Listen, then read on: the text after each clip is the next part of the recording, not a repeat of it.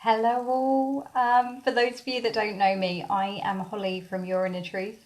I am a holistic health coach, and I believe that we should all learn to look after ourselves as easily as we look after other people. So that's what this 21-day self-care challenge is all about. So why do a challenge about self-care? Well, a couple of reasons. So 21 days is, it's the perfect time to form a habit. They've done studies around it. By the time you've got to 21 days, you should be in a good routine. So things that you're doing should become natural, and there shouldn't be so much of a choice there. So it's just something you do. So that's why I thought we'd do a 21-day challenge so we can all get a bit better at just self-care being something we do automatically as opposed to something that we feel we have to give ourselves permission for. Um, and hi Amy, nice to have you on. And so I also believe that once you give yourself that self-care, life is a lot easier. You're not feeling like you can only relax on the weekend. You're not feeling like you're struggling through the week. And it was a bit tongue-in-cheek, the post that I put about the 21-day challenge, about we've made it through another week. But, I know there's weeks that I've had where it really does feel like that because I haven't prioritised my needs throughout the week. So if you have regular self-care, then you shouldn't feel the need to, feel good through binge watching telly or eating rubbish food that you know is not good for you, but you just need a little bit of pleasure. Or just numbing out your stress with a glass of wine on a Friday night. It shouldn't be needed. You shouldn't feel the urge to do that. So, day one. So day one, I thought, and it's something that I've like mentioned a few times in some of my videos, but not gone into a lot of detail. And that is Abhyanga. Can you hear me okay? I just had a thought. I don't know if the sound's working okay. Give me a thumbs up if you can on the emoji. Okay, we'll just go with it and hope it is. So it's something that I absolutely love is Abhyanga, which is, oh fab, you can hear me. Abhyanga is an Ayurvedic self-massage, which I think in our society seems a bit strange, giving yourself a massage. But actually it is the most beautiful practice. And I was reading something the other day and I thought that's really beautiful, which is, so the Sanskrit word for oil, that same word can also be translated to mean love and affection, or love or affection. So it's like when you're putting oil on your skin, it's almost like giving yourself that love and affection. And I just thought, how beautiful is that? And it does feel a bit like that when doing Abhyanga. It feels really luxurious, and just taking that time to connect inward and with our body.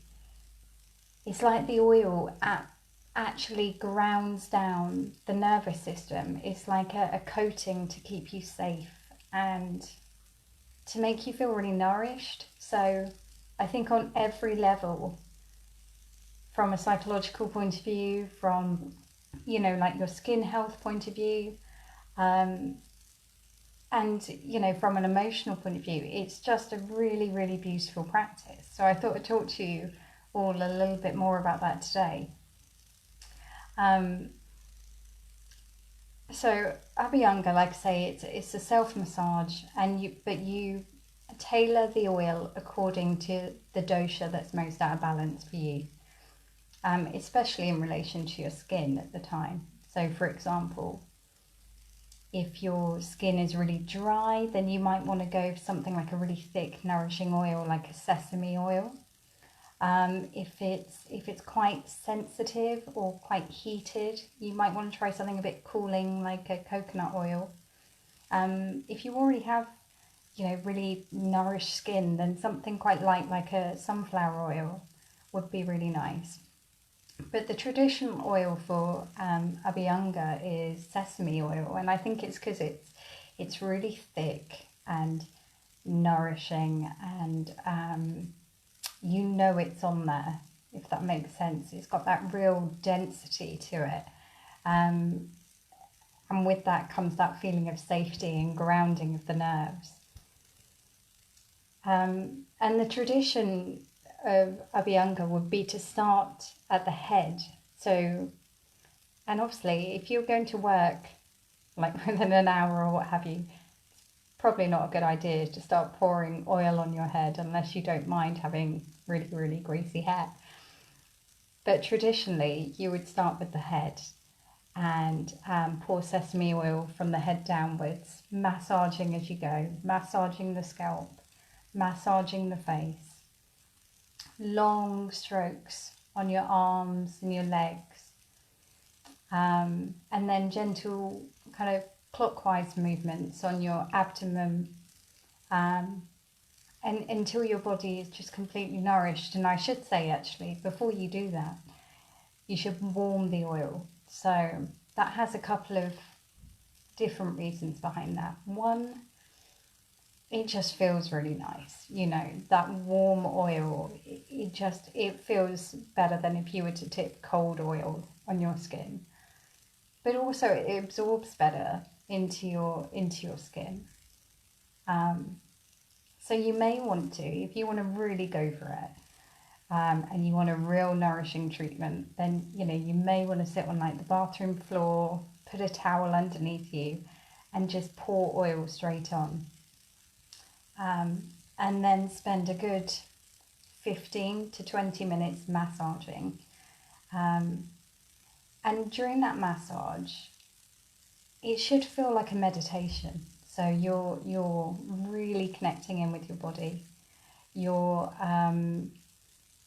paying attention to what sensations are coming up in your body as you massage. What are the areas that are feeling tight? Can you massage the tightness out of those areas? Can you just bring some gentle awareness to those areas, and does that help ease it? So yeah, give it a try. It's a really lovely practice. Once you've covered yourself in oil, and normally it's a good amount of oil, you need to sit for about 20 minutes. So perfect time to do some meditation, listen to a podcast, anything that's going to, really bliss you out.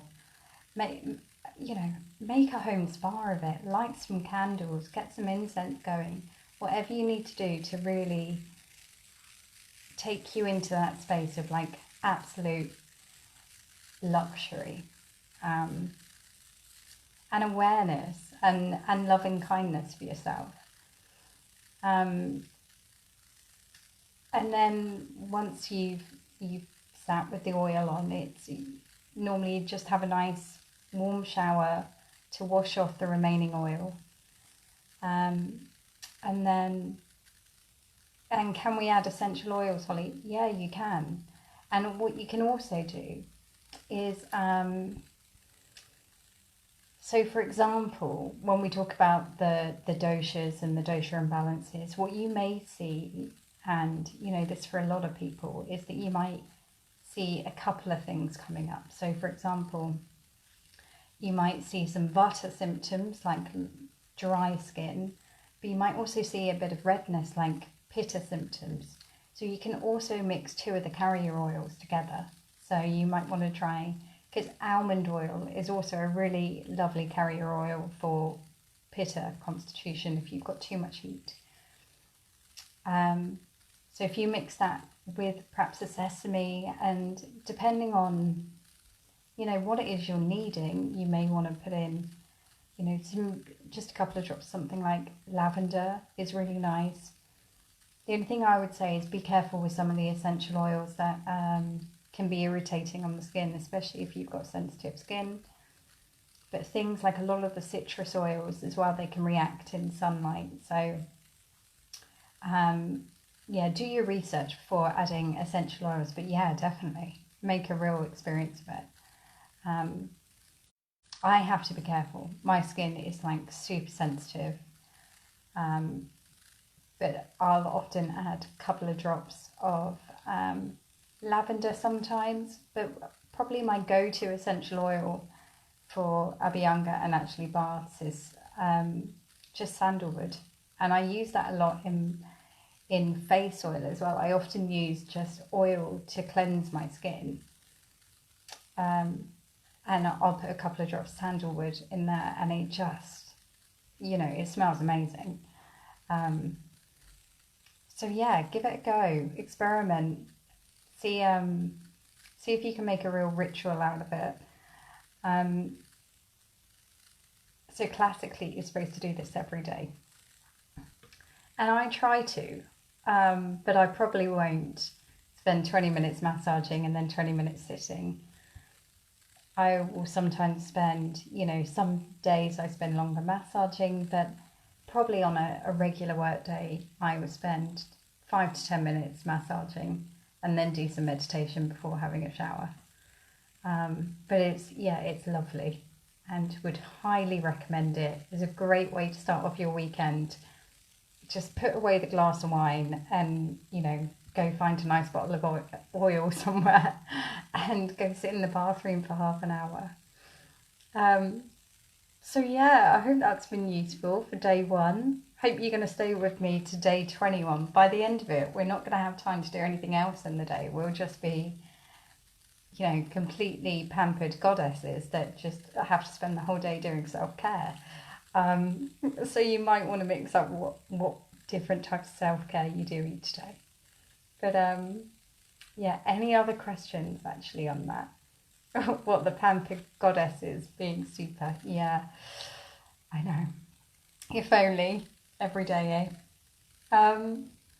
So any other questions on Abhyanga? And actually, if you watch it on replay and you do have questions, make sure you put it in the comments, and I'll pop in and answer what I can.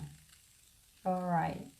Okay, well, I will leave you to enjoy your Friday evening and to experiment with Abhyanga. And yeah, let me know how you get on. All right.